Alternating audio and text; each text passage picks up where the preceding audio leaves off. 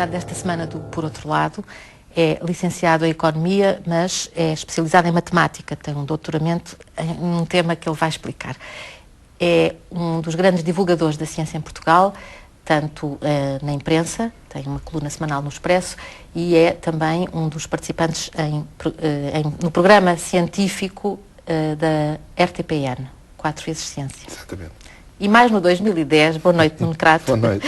Eu agora ficava aqui a dizer o currículo do Nuno Crato durante umas horas, porque eu posso mostrar só, enfim, a espessura, a quantidade de folhas, são muitas. Não, isso são aqueles currículos feitos para as agregações e para essas coisas em que tem que ser tudo muito pormenorizado, tudo aquilo que se faz tem que estar escrito.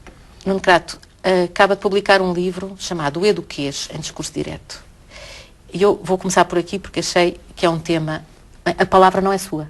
A palavra o eduquês é do anterior ministro Marçal Grilo, que a certa altura, numa reunião em que se estava a discutir educação e estavam muitos técnicos de educação, ele começou a achar a linguagem muito espessa e disse: não falem eduquês, falem português. Portanto, é um desabafo contra essa linguagem hermética. Eu acho que é um nome bom para caracterizar uma certa corrente educativa, mas ao mesmo tempo é um nome mau. É um nome bom porque há de facto quem abuse do jargão técnico e não se faça entender. Isso acontece em todas as áreas. Acontece em todas as áreas, por isso é que o nome simultaneamente não é bom, porque pode parecer com este nome que nós estamos a desprezar tudo aquilo que seja técnico, tudo aquilo que seja uma linguagem mais técnica. Portanto, o nome tem estas duas coisas, mas o que eu julgo que acontece, e é nesse sentido que eu emprego o nome, é que muitas vezes a linguagem técnica aparece para disfarçar ideias que são muito polémicas. E é por isso que eu escrevi este livro, porque estas ideias são muito polémicas. Quer dizer, poderia parecer que o Eduquês, que este livro, que foi publicado pela Gradiva, aliás, como os outros livros que o Nuno já publicou, exceto um, que é um livro da ciência a brincar. Não é só meu, é um livro da Sociedade Portuguesa de Física e da Bizâncio sobre o céu, descobrir o céu. Também já usei os óculos para ver eclipses, os óculos que vêm nos livros dos eclipses. Ótimo. Portanto, este já não deve ter os óculos. O Eduquês não é um ataque aos professores, pelo contrário, é um elogio da profissão de professor e dos professores portugueses. E dos professores e do bom senso dos professores portugueses. O que eu pretendo fazer aqui com este livro e que foi o que me motivou foi o seguinte, que foi, primeiro, começar por tentar perceber o que é que está por trás desta linguagem. Porque muitas vezes as pessoas pensam que isto é uma linguagem vaga, que é uma linguagem palavrosa, e é verdade, tudo isso é verdade. E que não há nada por trás, são coisas vagas só. Mas é verdade que para muita gente não há nada por trás. Mas também é verdade que, no essencial, há uma doutrina, há uma ideologia que está por trás desta linguagem. E que é uma ideologia que não é científica. Mas não são várias ideologias? Ou serão várias ideologias, mas digamos uma corrente, uma maneira um pouco difusa, mas há uma corrente. E há ideias que são ideias que têm alguma precisão. E o que é importante é perceber que existe uma linguagem difusa, etc., mas também perceber o que é que está por trás dessa linguagem difusa.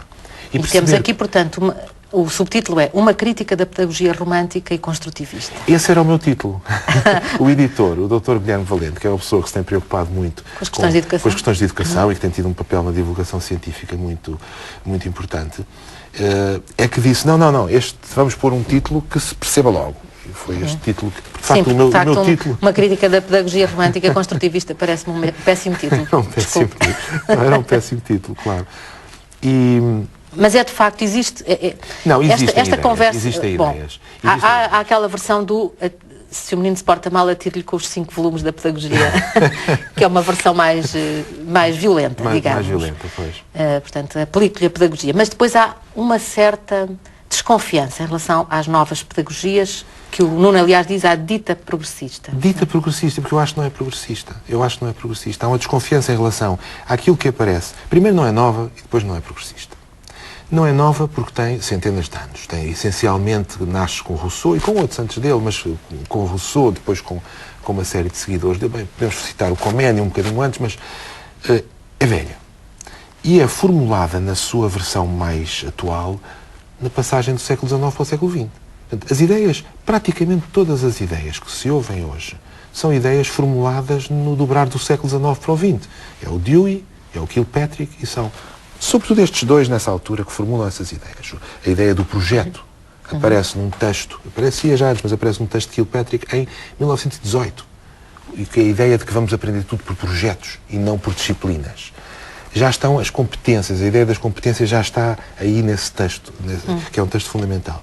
O Dewey, que é uma pessoa mais equilibrada do que parece, muito mais equilibrada do que parece, eu quando comecei a ler, comecei a ver que o homem era muito mais equilibrado do que os seus leitores mais modernos me levam a crer, tem também uma série de ideias que são aquelas que hoje se discutem. Portanto, por um lado, não é moderna, é antiga, é velha, eu até digo é caduca.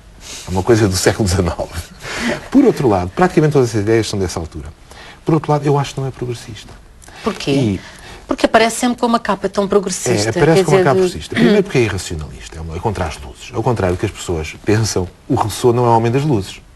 O Rousseau apareceu na altura das luzes, mas não é o homem das luzes. É um homem muito criticado por uma série de outros que também o admiravam, mas que o criticavam muito, nomeadamente o Voltaire, o Kant. Quer dizer, os homens racionalistas e do progresso criticavam o Rousseau. Porquê é que nós temos esta ternura pelo Rousseau?